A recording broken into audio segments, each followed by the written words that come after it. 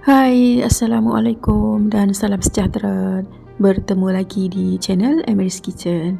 Hari ini saya nak kongsikan resepi kuih daripada Thailand iaitu Kanom Liung Klung. Mula-mula kita akan sediakan dulu bahagian putihnya.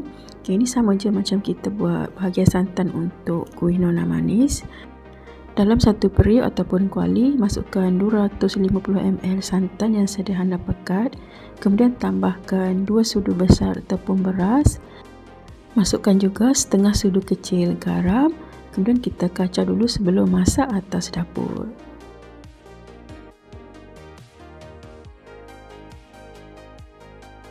Bila semua bahan tadi tu dah sebati, barulah kita masak atas dapur pakai api yang sederhana.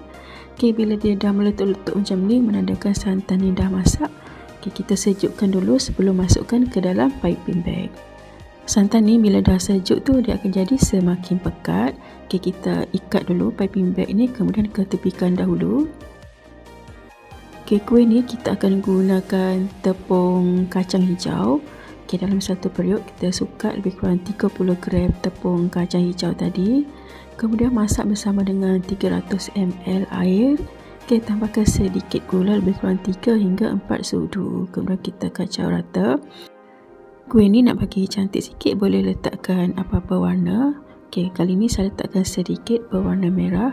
Kemudian kita kacau rata. Masak adunan kacang ni pakai api yang sederhana je. Jangan pakai api kuat sebabnya takut jadi hangit bahagian bawah tu. Bila dah lama masak tu dia akan jadi bertukar warna, jadi semakin berkilat macam ni.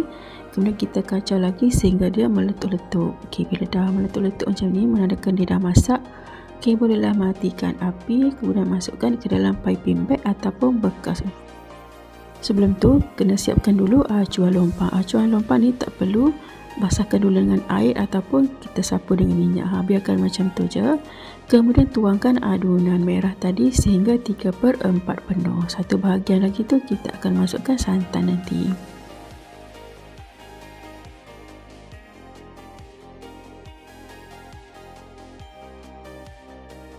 Dah siap dah tuang adunan merah tadi. Kemudian bolehlah masukkan santan di bahagian tengah kuih tu. Kita picit sekejap bagi nampak putih tu, kemudian stop. Dah jadi dah sebiji. Teruskan lagi.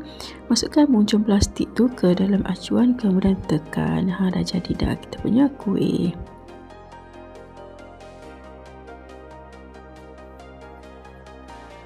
Oleh sebab kuih ni masih lagi panas tu, kita sejukkan dulu lebih kurang 1 jam dalam peti ais. Bagi dia sejuk-sejuk barulah sedap dimakan.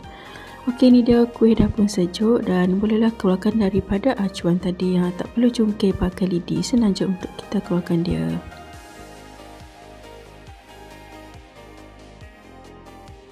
Ni dia dah siap pun kuih Kanom Liung Klung. Saya nak cuba sikit. Dia punya tekstur tu memang sangat lembut, seakan macam jelly agak-agak, dan bahagian tengah tu ada santan tadi. Rasa dia sangat sedap, lembut, manis, seakan macam makan kuih nona manis. Sedap je kuih ni. Itu saja perkongsian pada kali ini. Jumpa lagi pada video yang akan datang.